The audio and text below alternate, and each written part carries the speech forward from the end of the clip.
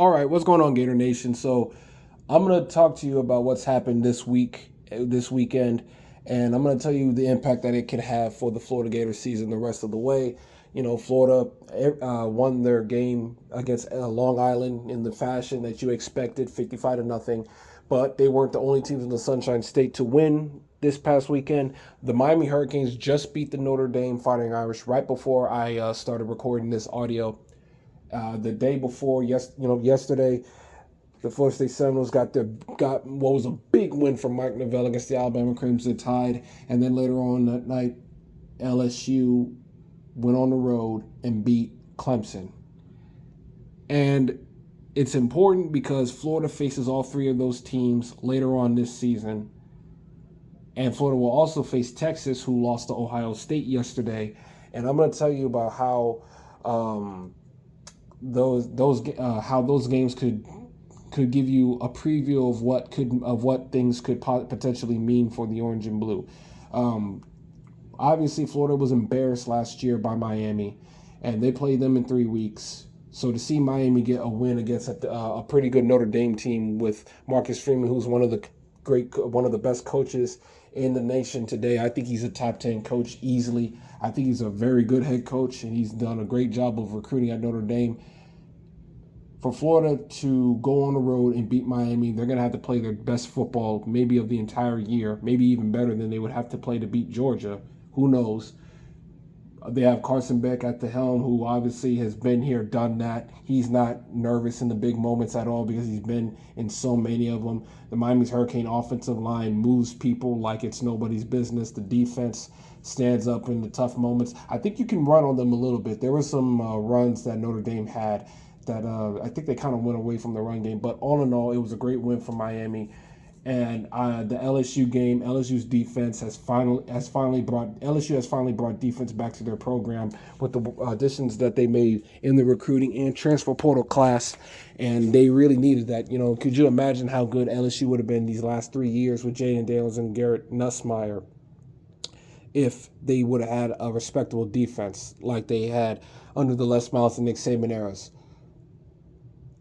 And what I think is the beauty of where as a Florida fan, you don't like seeing LSU or Miami win, but where the beauty in that is after USF, and you are expected to dominate USF because you're currently at the moment a three-score favorite.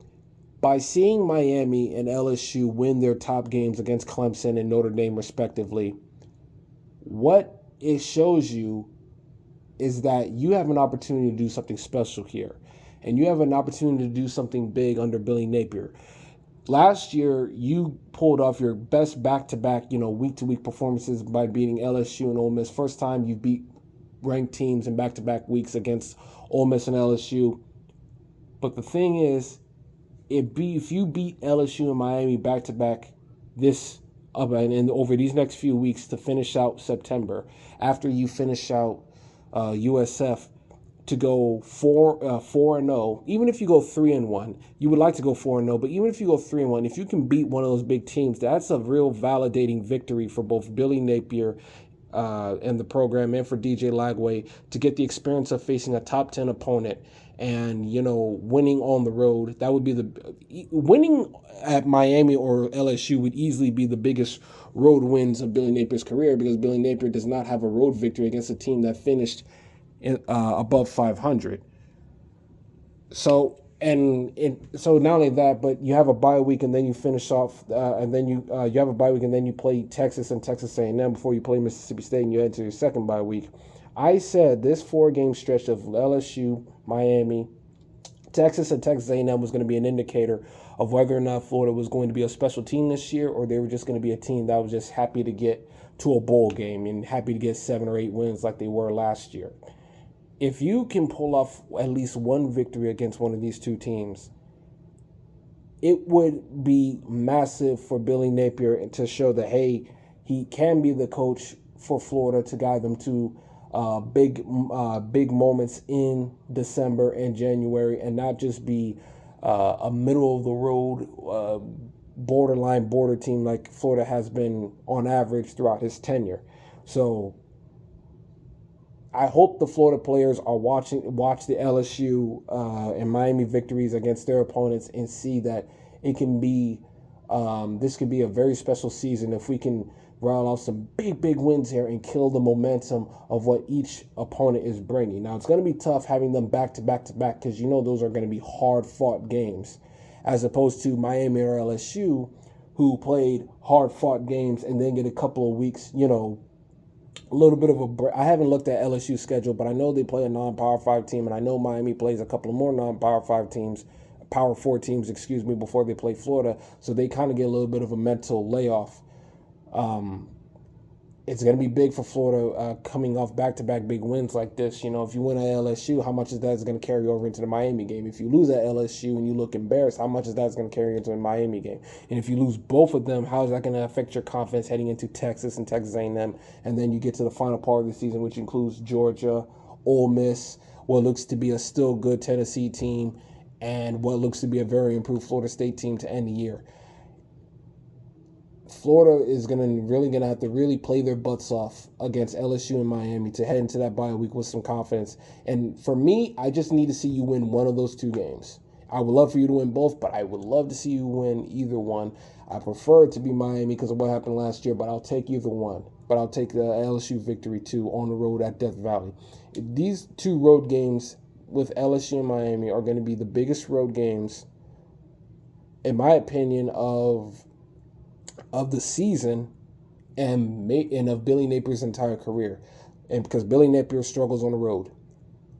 And there's still some things that you saw in the LIU game that need to be worked on. But if you're still going to have some bugs that are still in need of improvement, you'd rather see them against LIU and USF. That way you can fix them and at least work on them when you head into Death Valley and Baton Rouge, and then head into Hard Rock a week later. So I think this is a grand opportunity to see what this Florida team is truly made of with these two opponents back to back. And I know Florida State looks very improved, but that's still all the way to like the end of the final game of the year. And Tennessee is a week before that. So you'll still have some time to really see what those programs, what those football teams are themselves. And if you beat either Miami or LSU and you're able to and you're still in relatively good standing by the time the college football playoff rankings come around, seeing Miami and LSU win more after that, it's just going to make you look even better and better. So congratulations to Miami. Congratulations to LSU. Congratulations to Florida State. Seeing those three teams win, it's going to make Florida's season that much more captivating. And if you can win against those teams, for Billy Napier's sake, because his signature wins are usually like far and few in between. He beats Utah, doesn't win another mildly big game until South Carolina later on that season, and then he doesn't get another big win until Tennessee, and then he gets a nice feel-good win against South Carolina. Not really a big win, but a nice feel-good win. And then the next year he doesn't get any signature wins until all the way to November when he faces LSU and Ole Miss. And if you're, like I said, for Billy Napier, you got to start rattling off these big wins more and more and more, especially if you want Florida to compete for a college football playoff and maybe even have a good run in the college football playoff. So you got to start beating these good teams, man. And these it looks like you got a tough road coming up after USF. So, but we all expected that. And spot the ball, go Gators.